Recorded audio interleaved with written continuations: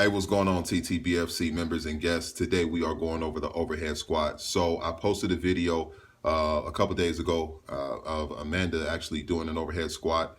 And so we are going to go over how you actually perform that exercise with proper technique. It actually is a question from one of our members, a parent of one of our elite athletic athletes, youth in our youth program. And he said that he has trouble and difficulty performing the overhead squat due to tight shoulders and lack of range of motion in the shoulders, and probably some other imbalances that he's not exactly sure what they are, but he definitely can identify that he has a hard time getting the shoulders into place. And that's a very common thing, which is why we are addressing it through this video today. And we're going to give you some tips on how to fix that and perform the overhead squat correctly without any discomfort as far as lack of range of motion and overactive muscle groups. So watch the video, comment on the video, give us any questions that you have in regards to this exercise or any exercise that you can think of, and let us know what you think. As always, mindset is the most important set. Train the brain and the body will follow. Let's get it.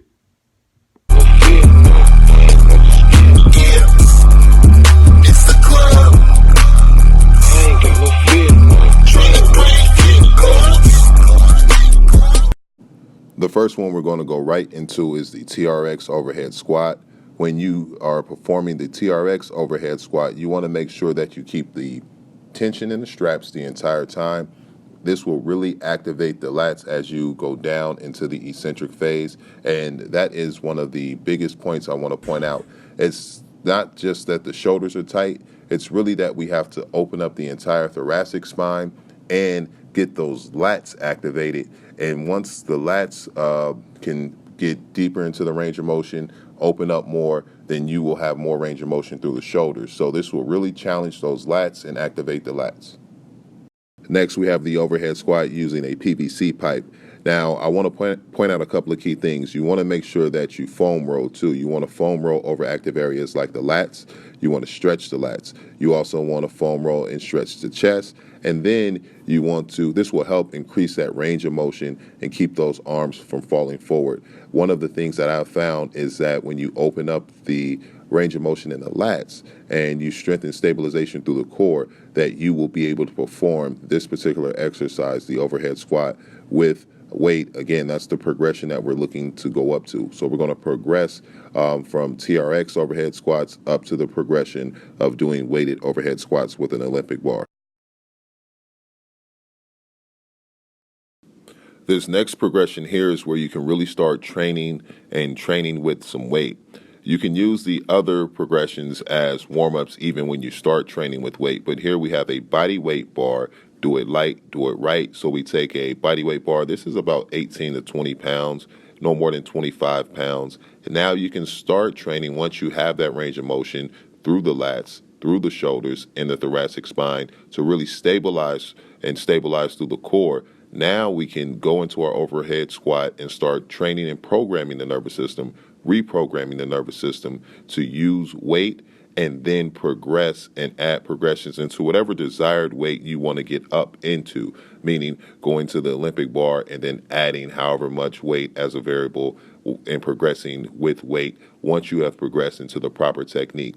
Now, if you use this progression, you will see within a week or two that you're able to perform this overhead squat and get to the point of training with at least the body weight bar or an Olympic bar within a week or so.